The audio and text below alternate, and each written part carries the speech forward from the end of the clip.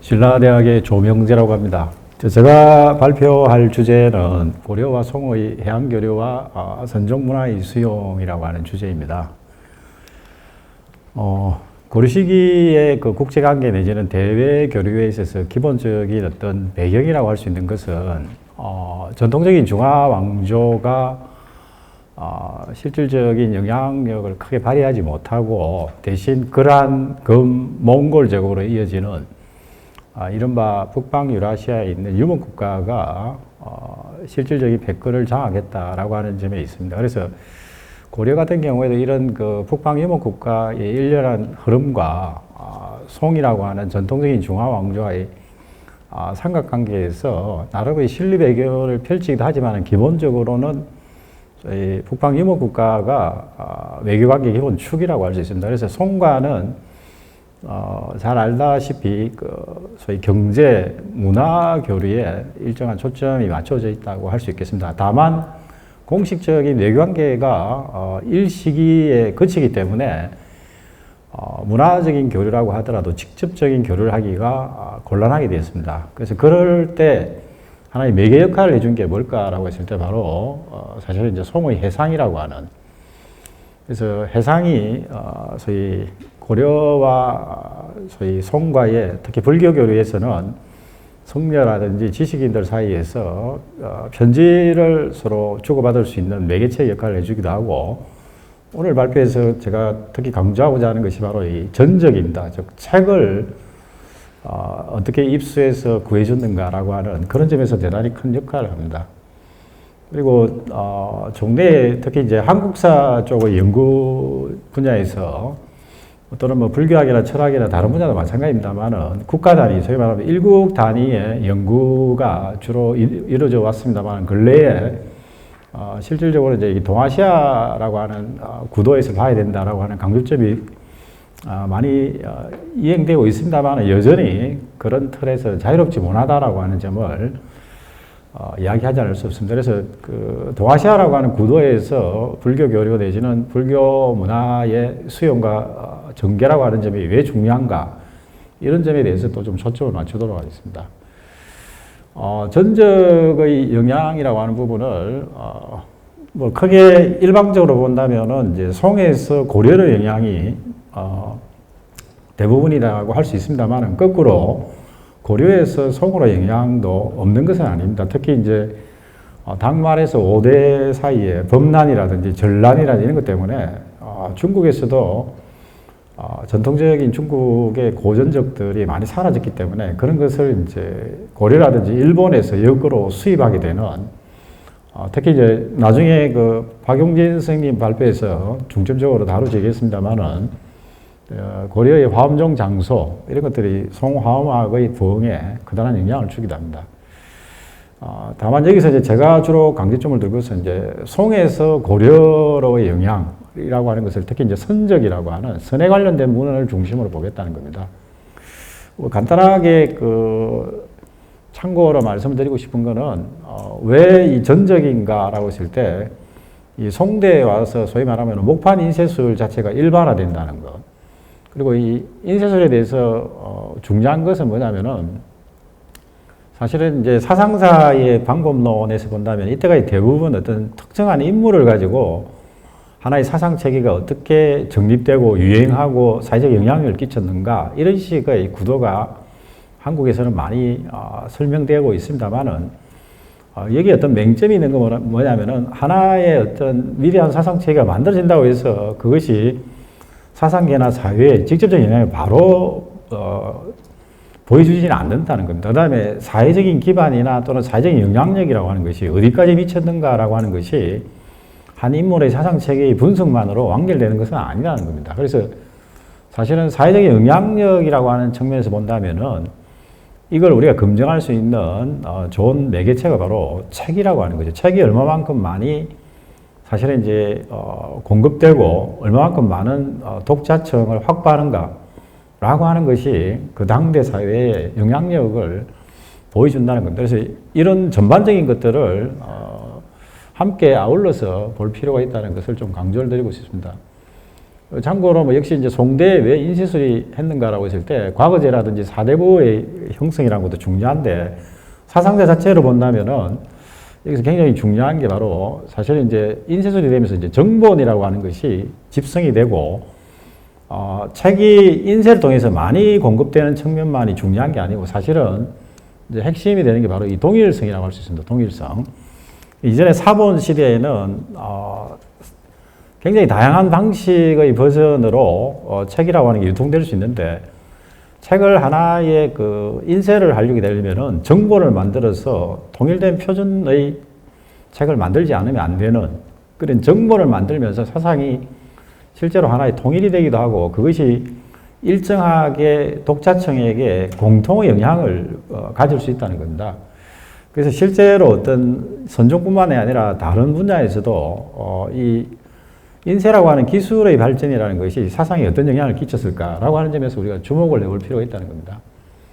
자, 이러면 참고로 좀 넣은 거고, 예를 들면은, 선적의 경우에도, 근데 한국 같은 경우는 선문염송집이라든지 몽산법어라든지 이게 주로 고려시대 이래로 중심적으로 유행을 했다 그런다면은 뭐 일본에서는 이제 백암록이나 무문관이라고 하는 이것도 물론 이제 중국에서 만들어진 문헌입니다만은 특이하게 일본에서 주로 많이 유행을 하죠. 중국 같은 경우에는 이제 종문통요집이라든지 이런 것이 중심적이라고 할 수 있습니다. 백암록도 해당이 될 수 있는데 특히나 이제 물론 중국 같은 경우에는 모든 선적의 본고장이기 때문에 여기서 생산된 것이긴 한데 뭐 특히 중점적으로 한국과 일본에서 왜 이런 차이가 날까라고 하는 이것도 주목해 봐야 될 문제라고 할 수 있겠습니다. 그 다음에 이제 그 송대의 그 선불교의 기본적인 특징이라고 하는 것은, 한마디로 이야기하면 이제 공안선이라고 할 수 있습니다. 예전에 학계에서 이제 그 개념적으로 여러 가지 오해의 소지가 많이 있었는데 지금은 이 공안선이라고 하는 것 자체가 문자선과 가나선 두 가지 갈래로 이렇게 포괄되는 것으로 그렇게 보는 것이 좀 타당할 것 같습니다. 그래서 이게 송대의 선은 공안선이라고 하는 것 자체가 기본적인 베이스라고 할 수 있고 그것이 이제 처음에는 공안 비평을 중심으로 하는 문자선이 유행하다가 나중에는 화두창구만을 강조하는 가나선으로 전체적인 흐름이 바뀐다고 할 수 있습니다.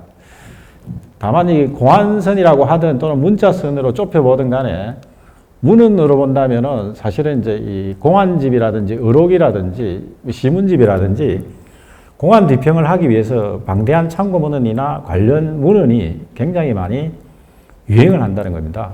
그런 부분이 좀 전통적인 우리가 관행적인 표현에서 선을 이야기할 때 분리문자라고 하는 표현을 많이 쓰는데 분리문자라고 하는 문자를 벗어나지 않는 문자를 오히려 더 많이 활용하는 이런 방향으로 간 게 송대 공안선의 어떤 특징이라고 할 수 있습니다. 외형적인 틀로 본다면은.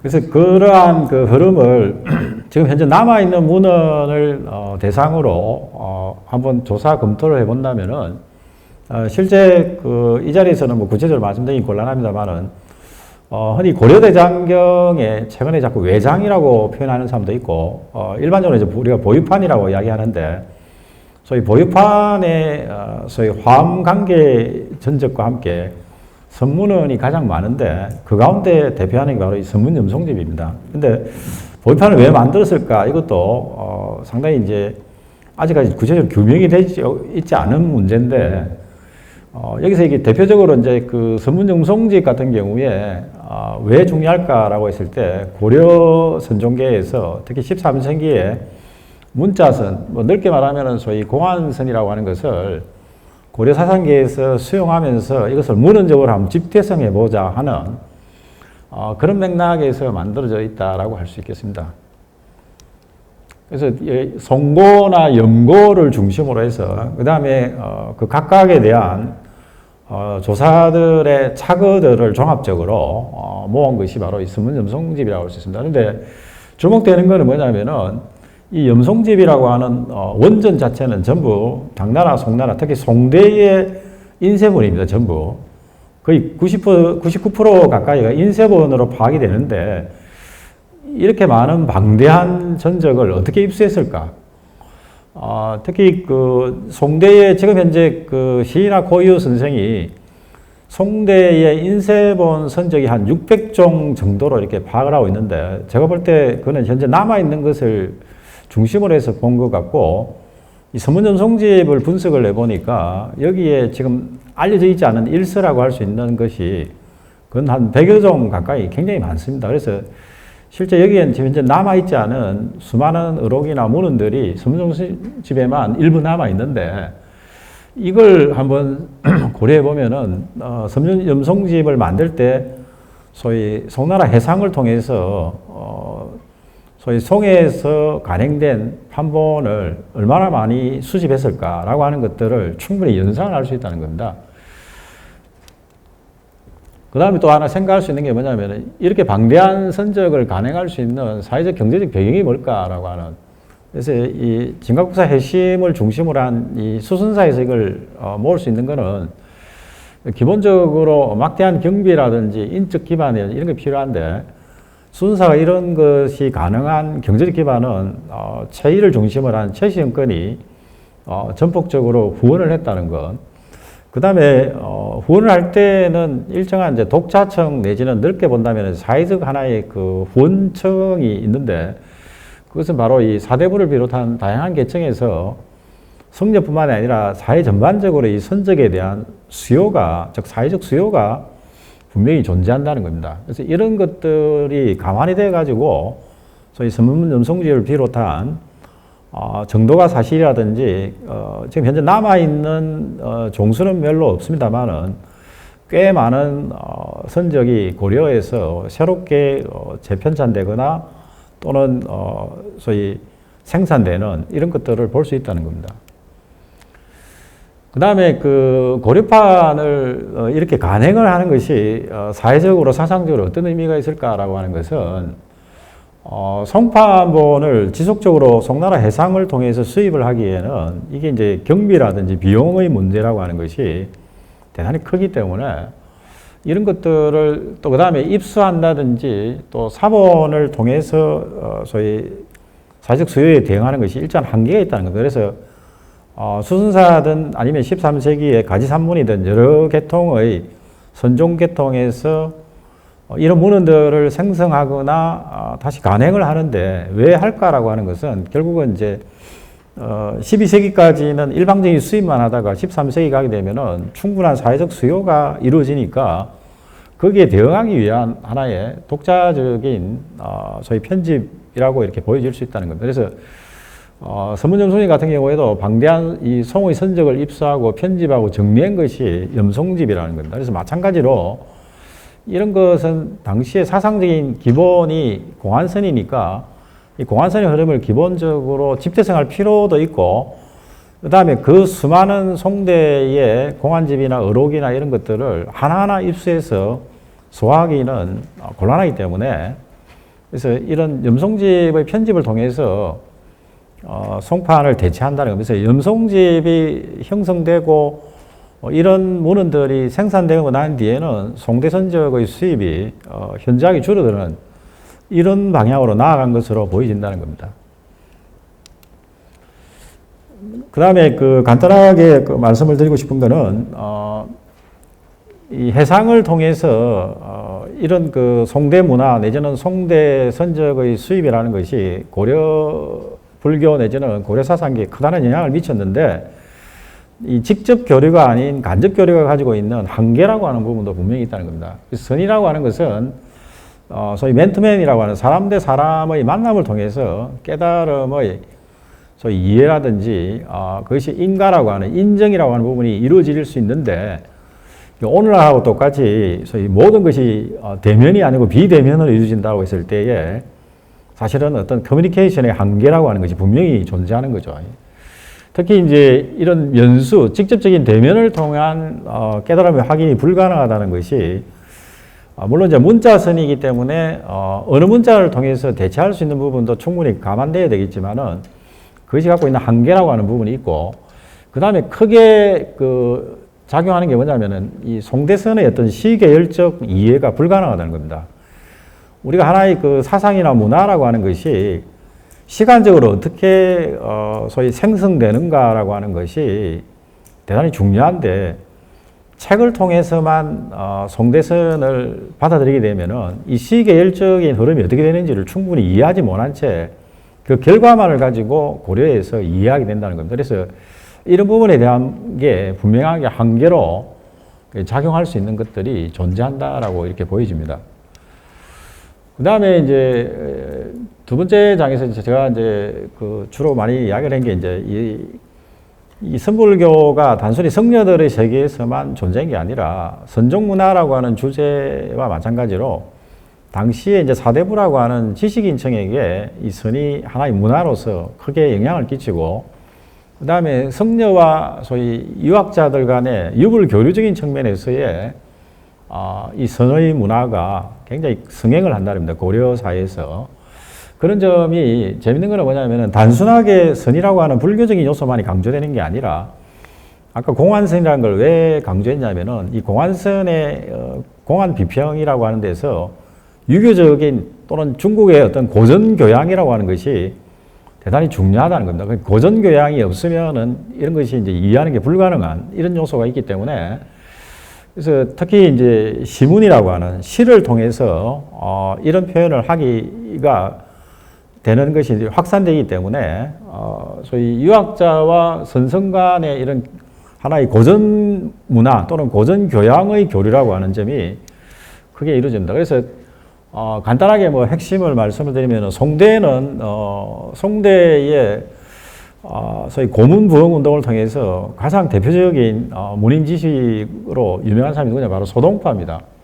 그래서 이 소동파 또는 황정견으로 이어지는 흔히 강서시파라고 이야기하는데, 이들의 그 시서화, 즉 시나 서예나 그림이나 이런 예술 전반을 아우르는 것이 주도되는데, 실제로 여러분이 잘 아는 추사 김정희 같은 경우에도 영경에 가가지고 옹방강을 만났을 때 옹방강이라는 사람이 가장 존경하는 사람이 바로 소동파라고 이야기하고, 자기 호도 사실은 그 소동파 영향을 받으면서 추사한테 여러 가지 것들을 전해주고 그럽니다. 그래서 사실은 조선 말까지도 보면은 이 소동파라는 사람의 영향이 굉장히 크다라고 할 수 있습니다. 중국도 그렇지만은. 근데 고려시대에는 이 소동파의 이 시서화에 대한, 즉, 문화 전반적인 것이 고려에 굉장히 압도적입니다. 단적으로 여러분이 잘 아는 김부식 같은, 김부철 형제의 식인이, 철인이 하는 이름 자체가 소식, 소철이라고 하는 이 소동파 형제들 이름을 그대로 김부식 아버지가 본따가지고 이름을 지어주는 거죠. 그래서 고려사회에 사실은 이 소동파 영향력은 굉장히 압도적입니다. 그런데 흥미로운 게 이 소동파가 선종문화와도 굉장히 밀접한 관계가 있다는 겁니다. 그래서 예를 들면 이건 뭐 보안집에 있는 유명한 자료 중에 하나인데, 뭐 예컨대 어떤 성녀가 소위 유성단이라는 사람이 직접 이야기를 해주는 건데, 성녀가 지금 여기 있는 같이 이제 동파집을 갖고 와서 유성단한테 뭐 물어본다든지 이런 식구에 대해서 이해를 갖다가 묻는 이런 것들이 유행한다라고 하는 걸 보여줍니다. 그 다음에 재밌는 거는 이제 강서시파의 그 시 작법에서 핵심적인 요소 중에 하나가 바로 이 황골탈퇴론이라고 하는 건데, 간단하게 말씀드리면 이게 직구시와 이 황골탈퇴론 같은 경우에는 쉽게 말하면 어떤 독서 지식을 이용해 가지고 고인들의 어떤 시를 자기가 새롭게 재구성하는 이런 것들이 유행하는 겁니다. 그래서 12, 13세기에 보면은 고려 지식계에 이런 게 굉장히 유행을 합니다. 재밌는 거는 이제 아까 얘기했던 선종과의 관계에서 보면은 이 해엄 그 각범이라는 사람이 굉장히, 해엄 각범이라는 사람이 굉장히 중요한 사람인데, 이 각범이 이 성문 문자선이라든지 이 황골탈퇴론이라고 하는 이런 시작법이 나오는 게 바로 이 각범 해옹의 소위 저작에서 나온다는 겁니다. 이 강서시파와 굉장히 깊은 연관이 있는 사람이죠. 그래서 이런 거는 뭐 수선사 계통에도 마찬가지입니다. 그러니까 육세의 충지 같은 경우에도 역시 뭐 깨달음보다는 소위 그러면 자연이라든지 또는 뭐 소위 사대부와의 교류 관계라든지 이런 거에 연관된 시가 많고, 이 충지시에도 보면은 소동파 영향이 직접적으로 드러납니다. 그래서 선종문화라고 하는 것이 일반화시켜서 얘기한다면은 선성들이 유교화된다든지 세속화된다든지, 사실은 문인 사대부와 다를 바 없는 식의 하나의 고전 교양을 공유하는 식의 분위기, 문화가 형성된다는 거죠. 그래서 이게 14세기 가면은 뭐 식권 같은 게 이 고려시대 문집 자료에 보면은 굉장히 다양하게 확인이 된다는 겁니다. 그래서 이 송대 문화와 문자선 내지는 공안선이라는 게 긴밀한 관계가 있고, 송대 문화가 고려 후기에 전반적으로 굉장히 폭넓게 유행하는 걸 볼 수 있습니다. 이전에는 자꾸 특별한 뭐 진우리니 해시민의 일부 인물에 대한 이야기라든지 일부에 대한 어떤 이해 구도로만 이야기하는데, 사실은 폭넓게 얘기하면 일본의 오산 문화라고 하는, 좀 이따가 그 한지만 선생님이 건축을 통해서 말씀을 하시겠지만은, 사실은 그 일본의 오산 문화가 자료라든지 굉장히 많은 연구 성과가 나와 있는데, 실제로 저는 이 고려시대, 고려 후기에도 오산 문화와 유사한 형태의 선정 문화가 대단히 많이 유행했다라고 하는 것을 일부 이렇게 자료를 통해서, 자료가 지금 현재 많지는 않은데 충분히 그럴 가능성이 있고 그런 요소가 보여진다는 것을 확인해 볼 수 있었습니다. 생각이상 발표는 이 정도로 간단하게 마치도록 하겠습니다. 고맙습니다.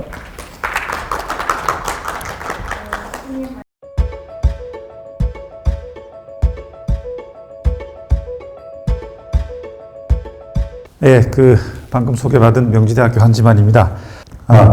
고려시대 건축 선종사원에 뭐 중국에서부터 도입되어서 어떻게 변천해 갔는가를 좀 보려고 발표 준비를 했는데, 건축은 굉장히 덩치가 크죠. 그리고 땅 위에 지어지는 것이기 때문에 단순하게 사람이 왔다 갔다 하는 것, 그 다음에 서적이 왔다 가는 것하고는 다른 차원의 문제입니다.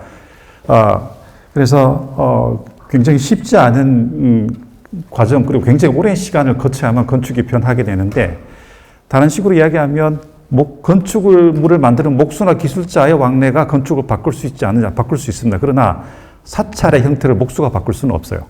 이런 것들을 좀 염두에 두고 고려시대 선종 사찰이 어떻게 형성되었고, 그 다음에 중국과 어떤 관계를 맺으면서 변해갔는가에 대해서 좀 말씀을 드리고자 합니다. 예, 목차는 이렇게 되어 있는데 제 원고에는 제 5장 부분이 없습니다. 5장 부분은 제 발표 내용에만 들어가 있습니다. 원고를 다 보내고 나서 조명재 교수님께서 저한테 보낸 메일을 보니까 고려하고 일본하고 비교하는 게 그때 확인을 해서 다시 부랴부랴 발표 자료에만 좀 넣었습니다. 예. 지금 이 자료는 사실은 큰 틀은 아까 조명재 교수님께서 말씀하신 것과 똑같습니다. 고려는 실제로 송하고 직접적인 어떤 그 정식 교류 관계를 맺었던 것은 굉장히 제한적인 시기에 불과했던 거죠. 그래서 고려 전반기에 요 정도, 그러니까 거란에 의해서, 거란의 침략에서 잠깐 벗어나서, 그러니까 이 중원에서 거란의 힘이 빠지고, 요금 교체기에 잠깐 이제 국교가 트이죠. 그때, 이제 이 왕래가, 승려들의 왕래가 이루어지는데, 하필 그때는 선종이 아니라 의천을 비롯한 화엄정 승려가 그 교류를 주도를 하게 되는데, 근데 아이러닉하게도 그 시기에 요 북송에서 남송에 걸쳐서 중국에선 선종이 이 정점을 찍게 됩니다. 중국 선종사에서 정점을 찍었던 시기, 송대에 사실은 고려하고 직접적인 승려들의 왕래가 그다지 그렇게 찾아지진 않죠. 가운데 있는 승려들의 중국 유학은 중국의 선종 가람 제도가 고려에 영향을 미치게 되는 굉장히 직접적이고 확실한 계기가 되는데, 지금 제가 정리한 이 것들은 물론 지금 현재 남아있는 승려들이 비문에 나오는 내용만 가지고 정리한 거여서 전부라고 할 수는 없겠으나 기본적인 이러한 경향은 크게 다르지 않다고 생각을 합니다. 시기적으로 보면은 남할 선초에 구산 선물이 성립되는 그 시기에 좀 집중되고, 그러다가 중간에 잠깐 이렇게 교류가 열렸을 때는 또 화엄정 승려에 집중되다가 실제로 선종 승려들이 활발하게 중국에 들어갔던 시기는 원간석기 후반에 가서 나타나죠. 그래서 요 시기에는 승려들의 직접적인 교류는 없었고 간접적으로 서적이나 혹은 서신왕래 이런 것들을 통해서 중국의 선을 접했습니다. 자, 이런 상황에서 이 중국의 선종 사찰의 제도가 과연 고려에 어떠한 영향을 어떻게 줄 수 있었을 것인가, 그리고 그 뒤에 가서 직접 승려들이 왕래했을 때에는 선종 사찰이 어떻게 변해왔을까에 대한 이야기인데 상당히 다른 양상으로 좀 나타나는 것 같아요. 예. 근데 우리나라 고려에서는 요 시기, 그러니까 중국의 남송 시기에 고려에서는 무신 정권이 시작되고 수선사가 만들어지고 선종이 다시 이제 이 고려 불교의 주류로 자리를 잡게 되는데 그때는 중국과 어떤 직접적인 교류가 없습니다. 그래서 중국 선종 사찰에 대한 정보가 없이 수선사가 만들어지고 유지가 되는 거죠.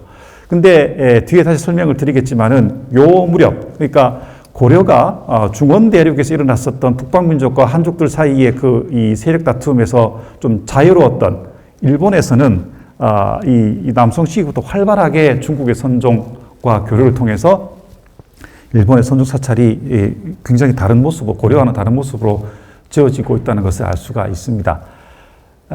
이거는 뭐 간단하게 중국에서 선종이 성립되는 모습인데요. 여기서 중요한 것은 중국에서도 물론 오래전부터 선종이 서서히 이제 스며들어갔으나 실제로 사회적으로 부각되고 한 시기는 당말 9세기 무렵에 가서 그때 이제 백장회해라고 하는 유명한 스타가 출연하죠. 그래서 그분이 선종의 종파를 독립시키고 더불어서 독립된 선종상으로 최초로 지었다라고 하는 이제 인물이 바로 백장회해인데 중요한 것은 그 무렵에 남할 요초의 신라의 승려들이 중국에 가서 선을 배웠던 시기가 거의 일치합니다. 9세기라고 하고 있는 시기가. 따라서 중국에서 선종이 독립되어서 선종가람이 서서히 나타나는 시기하고 신라의 우리나라의 구산 선물이 만들어지는 시기하고 거의 차이가 나지 않아요. 시기적으로 보면 거의 실시간으로 이 정보가 신라로 들어오고 있었다. 신라말 고려초로 들어오고 있었다는 거고.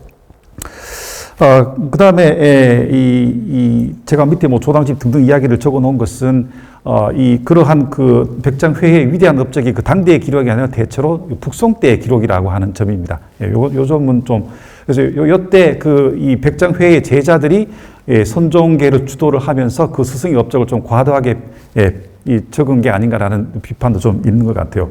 자, 이렇게 9세기에 선종이 독립되기 이전에는, 즉 수당 이전에는 대체로 사찰 안에 선각이나 선방 혹은 선실, 선당 같은 하나의 건물에서 선사들이 모여서 수행을 하다가 수당대가 되면은 선원이라 그래서 사찰 중에서 하나의 그 영역, 하나의 원락을 차지하고 선사들이 모여서 선 수행을 했습니다. 그러다가 백장회해 이후에 9세기 넘어가면서 하나의 독립된 선종 사찰이 나왔죠.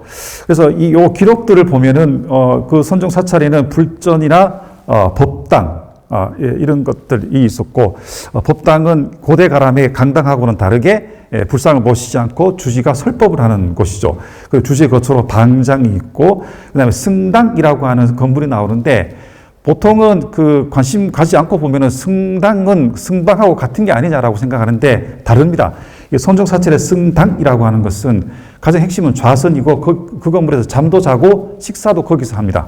근데 그 이전에 고대 사찰에서는 식당이 따로 있죠. 승방 따로 식당 따로 있습니다. 식당 가서 밥을 먹죠. 그런 것들이 통합된 것이 선종 사찰의 승당, 그리고 조사당, 그다음에 승탑 이런 것들이 좀 이런 초기 선종 사찰에서 좀 이 문헌으로 확인되는 그런 모습이고, 그다음에 불전을 세우지 않고 오직 법당만 세운다라고 하는 그 유명한 백장회의 말이 있는데 실제로 그랬을까라고 좀 의심이 됩니다. 왜냐하면 백장회의 직계 제자가 지은 사찰에서부터 이미 뭐 불전 이야기는 그냥 보편적으로 나오고 있기 때문에 아마 현실적으로 사찰을 유지하고 경영을 하는데 제가 신자들의 도움이 없이는 불가능한 것이었고 제자 신자들의 예불에 대한 욕구는 존중해 줘야 된다라고 하는 이야기는 당나라 때부터 이 선사들 사이에 내려오는 이야기이기 때문에 이 분립불전은 조금 강조된 이야기가 아닌가 싶은 생각도 듭니다.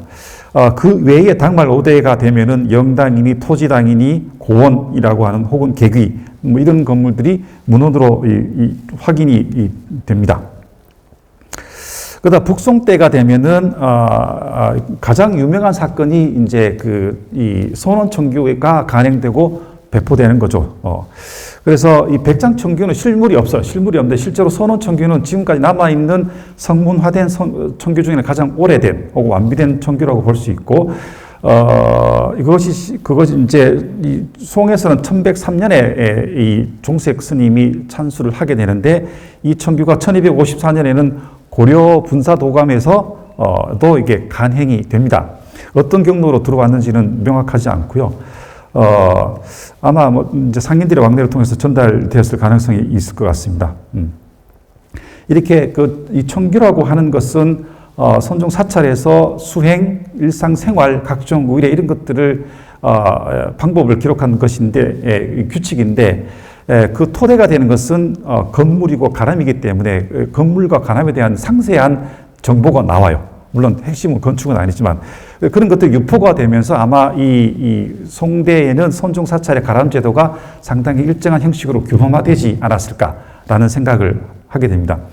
실제로 소년 청규에 언급되어 있는 여러 가지 건물들의 모습은 성문 문자선이죠. 여기에 나오는 어딨죠? 요거죠. 북송의 대위산 밀인사. 이게는 원래는 이 당나라 때 위산 영우가 창건한 동경사인데요. 동경사가 마침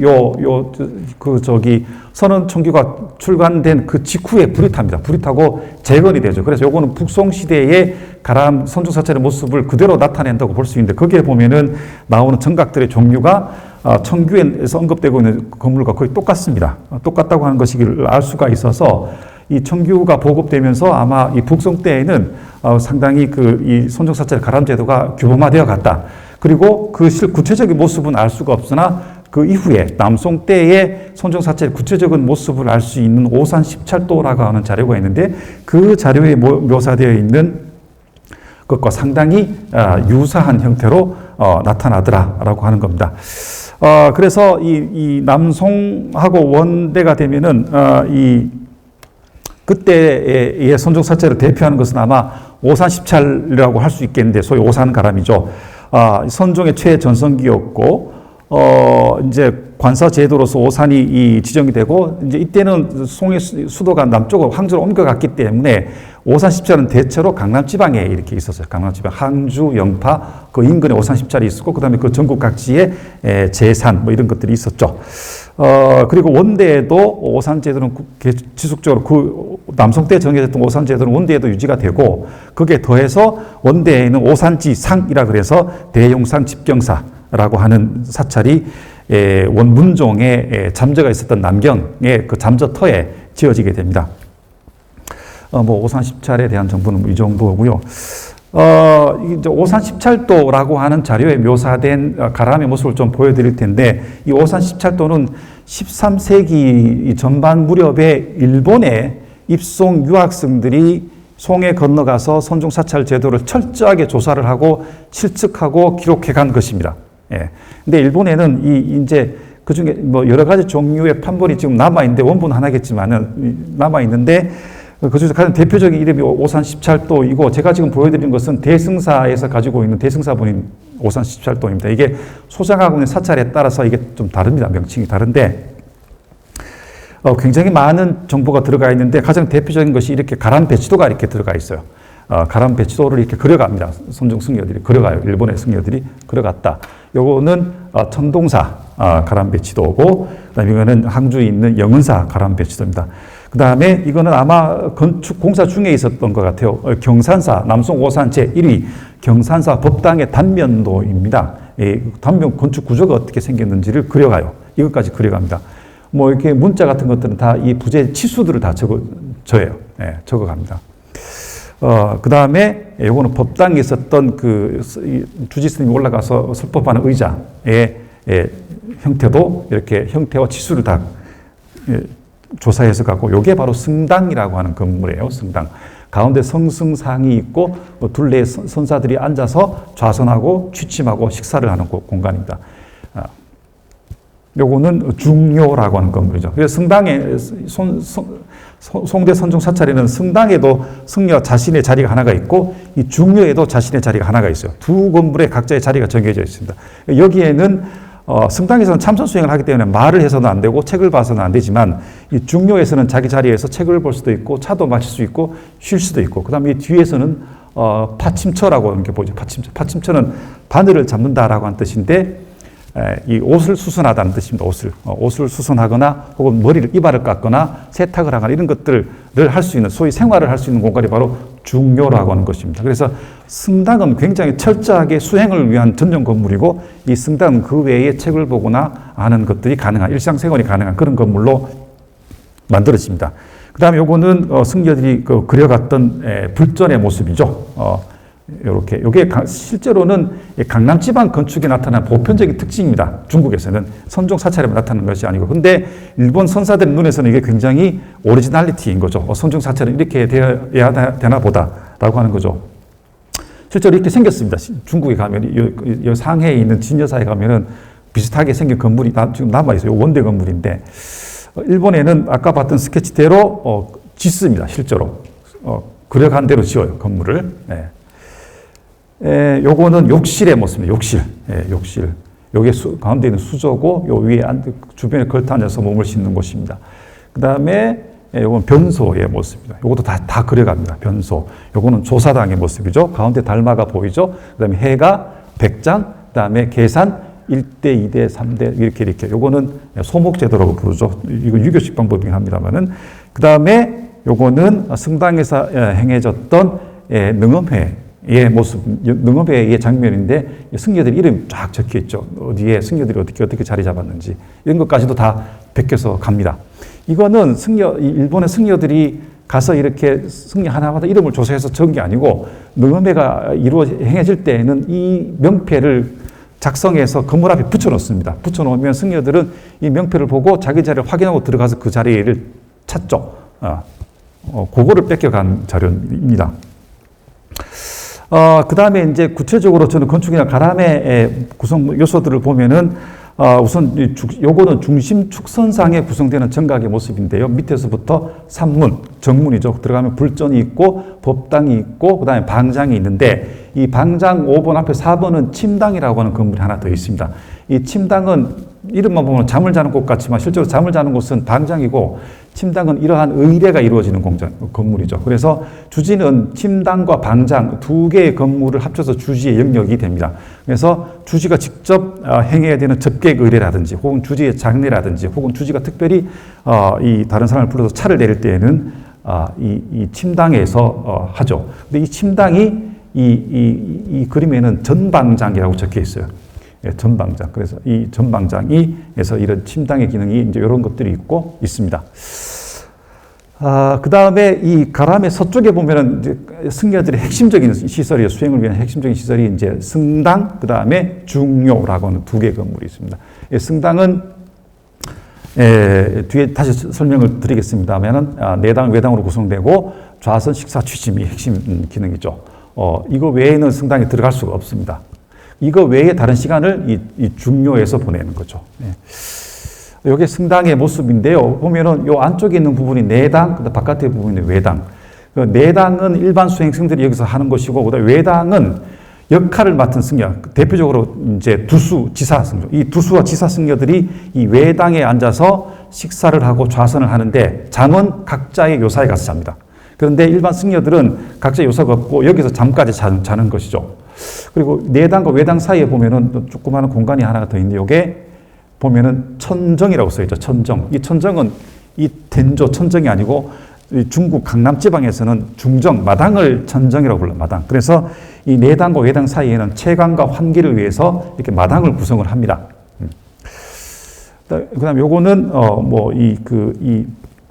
요것도 이제 547도에 나오는 건데 이 이제 승려들 요 한 칸에 요 글자 하나에 승려 하나에 배당된 자리고 그 뒤에 개인 사물함이 있고 그 뒤에 창이 이렇게 있는 모습이죠. 여기 실제로 일본에 남아 있는 동복사 성당의 모습입니다. 그려간 대로 만들어요, 이렇게 실제로. 아마 이제 고려에는 과연 있었을까라고 하는 게 좀 의심이 되는 지점이긴 한데 이게 이제 중료의 모습입니다. 중료도 뭐 천정 뭐 요게 다 마당입니다. 마당, 중정들.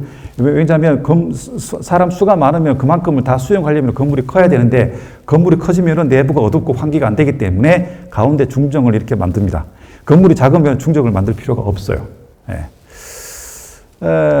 간단하게 보겠습니다. 이게 이제 이 중국 강남 지방의 건축의 선이 보이는 천정의 모습입니다. 이렇게 하늘로 뚫려 있는 마당을 천정이라고 부르죠. 그다음에 가람 동쪽에 보면은 가장 큰 건물로 자리 잡고 있는 것이 13번의 고원. 고원의 핵심 기능은 부엌입니다. 부엌. 음식을 장만하는 부엌이고, 그 다음에 여기에는 가람의 경영, 사원의 경영을 담당하는 지사승들의 요사가 이 안에 있습니다. 그 다음에 이 14, 15번은 행자들이 수행을 하고 생활하는 곳. 그래서 서쪽에 승당 중료가 있다면 동쪽에는 행자당 행자료가 있어요. 그래서 행자당 여기서 있다가 행자가 정식으로 승려가 되면은 가람 서쪽으로 건너가서 승당 중료의 자기 자리를 배정을 받게 됩니다. 아직까지는 여기서 노동을 하면서 수행을 겸하는 곳이죠. 그래서 가람 동쪽은 이렇게 이제 이 서비스, 수행하고 조금 관계가 먼 서비스, 가람 유지에 필요한 성격의 건물들이 가람 동쪽에 이렇게 들어가게 됩니다. 그 나머지 부속 시설들이죠. 이렇게 변소니 욕실이니 수류관이 이런 것들이 이렇게 들어가게 됩니다. 제가 지금 하얀 글씨로 적어 놓은 것들은 그다지 이렇게 좀 사찰마다 좀 변화가 있는데 제가 색깔을 표시해 놓은 이런 것들은 다 똑같아요. 위치 관계가. 똑같습니다. 그래서 정리를 해보면 가람 중심 축상에는 문이 있으면 불전, 법당, 방장. 그래서 부처가 있죠. 그 다음에 이제 주지가 설법하는 곳, 그 다음에 주지가 기거하는 곳. 예, 이제 주지는 깨달음을 얻은 존재이기 때문에 이 중심 축선상에 들어가게 됩니다. 이게 선중사찰의 굉장히 중요한 특징이고, 가람의 서쪽에는 승당과 중묘, 수행승들, 그 다음에 동쪽에는 부엌이죠. 부엌, 그 다음에 행자들의 거처가 이렇게 들어가서 여기는 주로 이제 노동 혹은 업무를 보는 곳. 이 가람을 유지하는 데 필요한 여러 가지 부가적인 서비스가 동쪽에서 이루어집니다. 동쪽에서 서쪽으로 가서 마지막에 가운데로 가는 거죠. 이런 시스템으로 가람이 구성이 됩니다. 요거는 원나라 때 지어진 오산지 상에 정해졌던 이 선종사찰의 사례인데 내용을 보면 대체로 똑같아요. 중심 축선상에 만들어진 건물, 그 다음에 가람 서쪽에 성당 중료, 여기도 마당 두 개가 보이죠. 요 성당도 외당과 내당 사이에 공간이 있습니다. 그 다음에 동쪽에는 부엌이 있는, 고원이 있는 이런 구성으로 되어 있다는 것을 알 수가 있습니다. 그래서 송원대로 가면서 오산 제도도 유지가 되지만 가람 제도 자체도 큰 틀에서 큰 변화 없이 유지가 되고 있다는 것을 알 수가 있습니다. 이제 고려인데요. 고려로 들어와서 고려 시대 선종사찰은 사실은 남한여초에 형성된 구산선문에서 비롯되는데, 구산선문을 일으킨 스님들은 대체로 이제 입당 유학을 합니다. 근데 이 초기에 만들어지는 선중사찰 구산선문 중에서 초기에 만들어지는 것들을 보면은 대부분 다 중국 유학을 다녀온 스님들이 만들어요. 계산을 하는데, 그리고 중국 유학 기간도 굉장히 길죠. 기본적으로 20년이 넘습니다. 20년이 넘는 기간을 중국에서 배우고 들어오게 되는데, 중국의 선종 사상뿐만 아니라 가람 제도를 배우고 익히기에 충분한 시간이라고 저는 봐요. 그 다음에 두 번째로 그 후반기에 만들어지는 사찰 구산 선문을 보면은 실제로 개조들은 중국 유학의 경험이 있지만 실제로 가람을 창건한 계산조들은 중국 유학 경험이 없습니다. 대체로 요 시기가 이제 그 회창 폐불이 일어났던 그 시기에 해당하는 거죠. 그러다가 고려 초에 가서 이제 다시 중국 유학이 나타나게 됩니다. 실제로 지어진 구산선문 가람을 몇 가지를 보면은 실상사 최초로 지은 실상사죠. 실상사도 사실은 불전이 있고 쌍탑, 전형적인 통일신라 시대 쌍탑식 가람 체제를 유지를 하고 있다는 것을 알 수가 있습니다. 실상사 그룹. 그 다음에 역시 이 가지산 보림사도 역시 이 쌍탑식 가람의 고대 가람의 전통을 가지고 있죠. 그 다음에 보령 성주사, 성주산문 성주사도 무염이 만들었지만은 백제계 일탑식 가람의 제도가 그대로 유지가 되고 있습니다. 원래는 이 앞에 목탑이 있었죠. 이제 석탑으로 바뀐 것 뿐이고, 그다음에 봉암사도 그렇고, 시간이 너무 많이 지나가 버렸는데, 그렇습니다. 그래서 통일신라 이게 구산선문은 사실은 이 중요한 거는 기존 가람의 틀에서 크게 벗어나지 못했다는 것이고, 그러면 과연 그 당시에 중국의 9세기에 백장회가 활동했던 그 무렵에 선종사찰은 과연 달랐을까라는 의문을 좀 들게 합니다. 이제 이 고려 시대의 이 중기에, 그러니까 중국과 교류가 없는 상태에서 이루어졌던 안화선언도 역시 마찬가지로 앞서 봤던 중국의 선종사찰하고 굉장히 다른 모습으로 만들어지는 것을 알 수 있고, 수선사 역시도 수선사나 대안사나 역시 이 문자로, 문헌으로 나와 있는 이 가람의 종류들을 보면은 중국의 선종사찰하고 그다지 친연성이 없어 보입니다. 네. 그러나 이제 고려 말에 본격적으로 이제 중국에 다녀온 나홍 스님이 만들었던 회암사 같은 경우는 굉장히 중국의 선종사찰하고 유사한 가람 배치를 가지고 있습니다. 이렇게 가지고 있다는 것가 중요한 것이고, 요건 일본의 사례인데, 일본은 뭐 가장 유명한 것이 건장사죠. 켄초지. 켄초지는 거의 똑같습니다. 똑같다고 보시면 되고, 실제로 켄초지를 지은 승려들은 중국에서 건너온 승려들입니다. 예. 이 고려에는 그런 상황이 없었죠. 마지막으로 요거만 좀 보여드려요. 요거는 중국의 선종사찰이고, 요거는 켄초지의 모습이 똑같습니다. 그게 앞서 봤던 오산 17도와 같은 그런 노력의 결과죠. 그리고 요거는 이제 회암사의 모습입니다. 보면은 같지만 조금 달라요. 요게 중료가 가람 동쪽에 와 있는 건 좀 다른 거죠. 제 발표의 요지가 전해졌는지 잘 모르겠습니다. 예. 이상으로 마치도록 하겠습니다.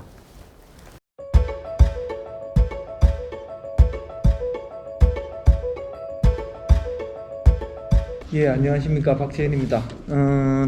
발표하신 논문 이렇게 쭉 길게 말씀하셨는데 뭐 제가 정리가 잘 됐는지 모르겠습니다. 중요한 것만 한두 가지 논문별로 정리하고, 그리고 한 말씀 더 들을 수 있는 그런 기회를 20분 안에 갖도록 최선을 한번 다해 보겠습니다. 먼저 그 조명재 교수님 그 발표 논문과 관련해서 잠깐 제가 그 정리를 좀 하고 그다음에 질문 하나 드리고 그렇게 하겠습니다. 거기에 우리 자료집으로 53페이지입니다. 제가 이 논문을 봤을 때 이 논문의 어떤 자리매김이랄까요? 이 논문의 어떤 의미는 바로 이 논문의 그 교류라고 하는 부분에 있었습니다. 그러니까 교류라고 하는 두 글자가 매우 편안한 글자고, 그리고 일반적인 의미이기도 한데, 이 논문에서는 이 교류라고 하는 의미가 굉장히 중요하다고 생각이 되는 게, 기존의 그 수선사라든가 혹은 선문염송이라든가 고려 불교는 고려라고 하는 정치 사회적인 어떤 역사, 그 배경 속에서, 그 시간과 그 공간 속에서 규명하고 함께 논의해보고 또 그 이야기를 전개를 함으로써 우리가 지금까지 해왔는데, 지금 조명재 교수님의 이 논문에서는 그게 틀렸다는 얘기가 아니고 조금 더 시야를 넓혀가지고 보면 고려 불교에서 일어나는 수선사를 비롯해서 고려 불교의 여러 가지 사건들을 우리는 좀 더 넓은 시각에서 좀 다르게 혹은 조금 더 폭넓게 볼 수 있지 않을까 하는 게 이 논문의 가장 기본적인 문제의식이고 출발점이라고 저는 그렇게 이해를 했습니다. 그래서 거기에 보시면 선문영손집 같은 경우도 12세기 이게 무슨 고려 불교 내부의 문제의식에서 비롯되었다고도 볼 수 있겠지만, 12세기 이래 송상을 통해서 고려에 선적이 수입되고, 그런 수입된 선적에 기초해서 공안선이 기조를 이루어 갔다라고 하는 게, 이렇게 보는 게 훨씬 구체적이고 어떤 실물적인 관점에서 설득력이 있는 거 아니냐, 이런 점에서 이 논문의 어떤 의미, 자리매김이 될 수 있다고 보입니다.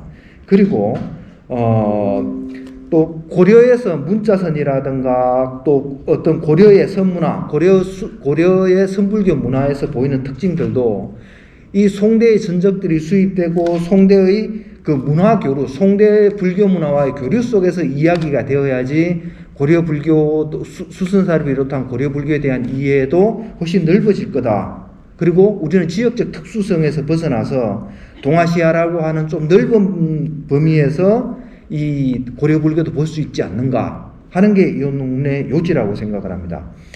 예, 그렇게 읽었고요. 그리고 마지막으로 저는 이제 이 논문과 관련해서 발표자께 함께 여쭤보고 싶은 거는, 선문염송이라고 하는 이 문건이 굉장히 저는 굉장히 관심 있게 주목해서 보고 있는 문헌 중에 하나인데, 이것과 필적할 만한 어떤 중국 측의 문헌에 어떤 것들이 있는지, 그거 한번 말씀을 한번 들어보고 싶고요. 그 다음에 송대에서 고려로 많은 선적들이 수입되었다 하더라도 선문연송이라고 하는 대단위의 어떤 출판 기획을 하는 어떤 의도, 그거는 또 목적이나 의도는 또 따로 있는 거 아닌가? 송대에서 전적들이 수입되었다고 해서 그냥 그것을 많이 들어왔으니까 야 우리 다 모으자 해가지고 그냥 그 단순한 의도로 하지 않은 좀 다른 의도나 목적이 있지 않았을까 해서 한번 여쭤보고 싶습니다. 예, 이상입니다.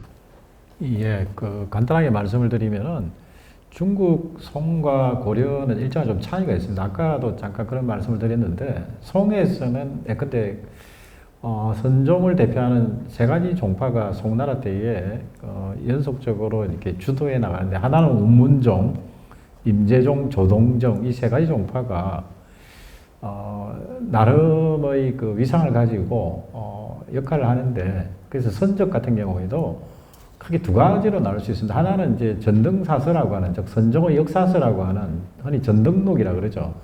그 전등록 계보에 책이 만들어지는 게 있고 또 하나는 이제 공안집이 만들어지는 게 있습니다. 이 공안집과 전등사서가 분리되는 것도 아니고 좀 복합적인 성격을 가지면서 이루어지는데 송의 경우에는 이제 운문종, 조동종, 임재종이 각각 이런 식의 어떤 전등사서나 공안집을 만들어 나가고 그런 것들이 나중에는 이제 결국은 임재종을 중심으로 결국은 이제 가나선의 방향으로 나아가면서 이런 흐름들이 일종의 좀 단절이 이어지기 때문에 가나선으로 나가게 되면 이 공안집을 종합적으로 집성할 필요는 없어지게 되는 겁니다. 그냥 화두창고하는 실천으로 나가면 되는 거죠. 그래서 크게 본다면 송에서는 이런 그 시간적인 흐름 속에서 종합 집성할 필요성까지는 없고 오히려 에센스만을 줄여 나가면서 핵심만을 정리하는 식으로 나아가는 게 차이라고 생각하시면 좋을 것 같습니다. 그 다음에 고려 같은 경우에는 아까도 말씀드린 같이 직접 교류를 할 수 없는 상황 속에서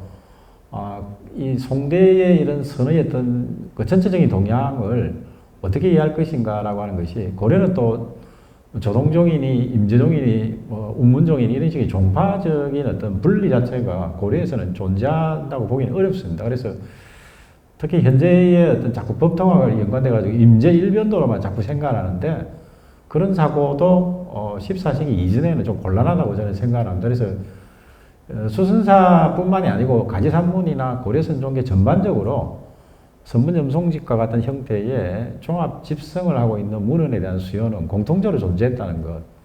그리고 그 이후에도 여기에 대한 어떤 해설서라든지 훈고서 형태로 다양한 형태로 이어진다라고 하는 정도로 이해하면 좋을 것 같습니다. 아까 그 다음에 의도라고 하는 거는 제가 발표에서 이야기한 같이 선적을 종합 집성하고 그 다음에 공안선이라고 하는 점을 이해하기 위한 그런 의도에서 만들었다고 생각하면 좋겠습니다. 이상입니다. 예, 이어서 한지만 교수님께서 발표하신 고려 선종교류와 선종사원의 전개라고 하는 논문, 제 토론문과 함께 길게 발표하셨는데 잠깐 다시 되새겨 보도록 하겠습니다. 많이 놀랐습니다. 일단은 이게 버릇인지 모르겠습니다만은 일단 발표나 논문을 받으면 저는 이게 양이 얼마나 되나 하고 한번 일단 그것부터 봅니다. 일단 아래아 한글에 이렇게 해가지고 이게 몇 매나 될까 하고 보는데 딱 여는 순간 210매인가 뭐 하여튼 그래 됐었습니다. 220매인가. 그래서 깜짝 놀라가지고 저는 전공이 철학인데 건축학과를 하시는 교수님이 200매가 넘는 논문을 나한테 던져주면 어떡하나 싶었는데 그런 걱정은 제가 논문을 읽는 순간 사라졌습니다. 왜 사라졌느냐면 두 가지 놀랐는데 하나는 논문이 너무 잘 읽힙니다. 그리고 너무 재미있습니다. 너무 잘 읽히고 너무 재미있고요. 또 하나는 건축학을 하시는 선생님께서 오가칠종을 말하시고 공안선을 말하시고 가나선을 말하시면 이제 나는 뭘 하나라는 생각이 들어가지고 참 난감했는데 어쨌든 이 논문과 관련해서는 송대, 고려, 당대까지 다 다루시면서 건축과 관련된 문제를 다 다루시면서도요 논지가 굉장히 다루는 범위가 넓은데도 너무 넓게 퍼져서 묽어지거나 옅어지지 않고 사원과 가람이라고 하는 그 주제를 벗어나지 않고 그 부분에 초점을 맞추셔 가지고 이야기를 잘 전개하고 있어서 따라가기가 아주 쉬웠습니다. 논문의 분량에 비해서. 여기에서 말씀은 아까 선생님께서 발표하시면서 맨 마지막에 논지가 얼마나 전달됐는지 모르겠다라고 걱정을 하시면서 내려갔는데요. 저는 그렇게 읽었습니다. 건축의 문외한인 저는 이 논문이 길게 여러 가지 도판도 보여주고 그림도 보여주고 또 말씀을 하셨는데 저는 거기에 두 번째 단락에 있는 것처럼 제가 이해할 수 있는 범위 안에서는요. 수당대의 선종이 사회에 보급되기 시작하면서는 수행 공간은 단일 정가 간의 선언이 발전을 했고 이후 선종이 점점 독립되어 가고 독립공간을 형성하는 형식으로 갔다라고 하는 말씀이 많이 저는 주목을 했고요. 그 다음에 불전을 세우지 않고 법당만 건립한다는 어떤 선의 자신감 같은 게 이 논문에서 확인이 되었고요. 그 다음에 중심축이라고 계속 말씀하시는, 즉 송대에 이르러서 사원의 중심축 안에 불전, 그 다음에 주지가 거치하는 방장, 이런 형식이 중심축을 이루어야 되었다 하는 게 이게 바로 선종사원의 중요한 특징이었다 하는 게 이제 문외한인 제 눈에만 파악되는 이 논문의 골격이 아니었나 싶고요. 그리고 약간의 어떤 차이는 있지만 고려, 그 다음에 수선사, 그 다음에 회암사까지 이런 기조가 반영되고 있다라고 하는 말씀을 주셨습니다. 그리고 이 논문에서는 그렇게 저는 읽었고요. 마지막으로 이제 선생님한테 이런 질문이 어떨런지 모르겠지만 제가 드리고 싶은 얘기는 이 논문의 기조는 저는 그렇게 읽었어요. 그러니까 선종의 자신감이 선종이 가지고 있는 자기 아이덴티티, 자기 정신이 선종사원의 건축에 반영되었다라고 저는 읽었거든요. 이 논문을. 그런데 저는 이렇게도 한번 생각해 볼 수 있는 거 아닌가. 즉 건축에서 가장 우선하는 것은 저는 건축물의 쓰임새 그리고 구성원의 동선, 기후, 일조량 같은 굉장히 구체적이고 실용적인 문제가 아닐까. 명분이나 그런 것보다는. 그렇다면 선종이 어떤 불교의 주류가 되면서 건축 양식이 변했다면 이거는 이념이나 명분도 있겠지만 선종이 중심이 되면서 성녀들의 생활 방식이나 그들의 어떤 그 생활 방식 같은 게 변하거나 혹은 구성원이 하여튼 어떤 그 인적 구성의 변화에서 오는 어떤 건축의 양식의 변화가 필요했던 것다고 생각해 볼 수는 없는가? 이런 질문을 한번 꼭 들어보고 싶습니다. 말씀을. 예, 이상입니다. 네. 그 논문을 너무 좋게 평가를 해주셔서 우선 감사의 인사를 드리고요, 말씀을 드리고요. 그 이제 중국을 중심으로 하는 한중일 동아시아 문화 건축 문화권 기본적인 틀을 공유했던 문화권에서 이 중심축에 어떤 건물을 놓느냐는 굉장히 중요한 문제입니다. 고대 사찰의 금당, 그 다음에 이제 그 선조 사찰의 불전을 중심축에 놓았다는 얘기는 이게 가장 중요한 건물이다. 근데 그 축 맨 끝에 방장을 뒀다는 얘기는 선종 사찰을 다른 사찰과 명확하게 구분짓는 요소이고, 제가 아까 수선사를 잠깐 보여드렸는데 수선사 같은 경우는 제가 보였던 사진이 일제시대 때 찍은 사진이긴 한데 수선사가 지금도 한눈에 선종 사찰이라는 걸 알 수 있는 것은 대웅전 뒤에 높은 곳에 법당이 있습니다. 법당. 근데 거기까지는 사실은 고대의 일반적인 사찰하고 크게 차이가 없어요. 왜냐하면 고대 사찰에는 금당 뒤에 강당을 두기 때문에 기능도 크게 차이가 안 나지만, 근데 사실은 그 뒤에 방장이 가야만 돼요. 근데 수선사 같은 경우는 방장을 거기에 뒀을까라는 생각이 의미를 굉장히 듭니다. 그 주변 어딘가에 뒀을 텐데 그 축심축성하게 놓질 않아요. 이거는 당시에 중국에서 성립됐던 오리지널리티를 못 봤기 때문에 나는 그렇게 뒀다고 생각을 해요. 근데 회암사 같은 경우는 중심축선상에 바로 끝에다가 방장을 탁 놓습니다. 이거는 실제로 사찰을 본 것과 보지 않고 간접적으로 정보를 접했던 것의 차이가 아닐까라고 생각을 우선 하고요. 그래서 이제 수선사까지는 정확하게 중국 현지에서 뭔가 이렇게 선에 대한 정보는 간접적으로 받지만은 그것을 수행하는 사찰의 모습에 대해서는 정보가 거의 잘 몰랐다라는 상황에서 가람이 경영됐다라는 생각을 좀 하게 됩니다. 같은 시기에 일본에서는 그렇게 지어지지 않고 있기 때문에 일본 같은 경우는 뭐 중국에서도 가고 일본에서 쭉 갔고 그 다음에 두 번째로 이제 인적 구성과 관련해서는 이 반장을 위치를 잡는 것 이외에 그 다음에 그 다른 하나를 더 꼽으라 그러면 승당을 둘 수가 있어요. 승당하고 중교라고 하는 두 가지 건물을 오로지 수행승을 위해서 둬요. 그 거대한 건물을. 규모도 보면은 금당보다 더 큽니다. 법당도 더 커요. 더 큰 건물이고 그 다음에 그 건물을 이 고대 사찰 같은 경우는 이 승당을 이 법당 강당 뒤로 이렇게 멀리 감싸는데 선종 사찰 같은 경우는 수행승들이 거주하는 그 승당과 중묘를 불전 바로 옆에 갖다 붙여버립니다. 이게 우선 가장 큰 차이예요. 이 성스러운 부처의 영역에 승려, 인간으로서의 인간인 승려가 수행하는 건물을 바로 옆에 붙인다는 것은 큰 변화입니다. 사찰 건축에서. 고대 사찰에는 금당이 있으면 그 둘리 회랑으로 한 바퀴 감싸고 그 바깥에 승당을 둘러요. 이렇게. 근데 그게 없습니다. 이게 이제 가장 큰 차이인 것 같고. 예. 예, 그렇습니다. 그 두 개의 건물을 두는 것. 예, 예. 예, 감사합니다. 네.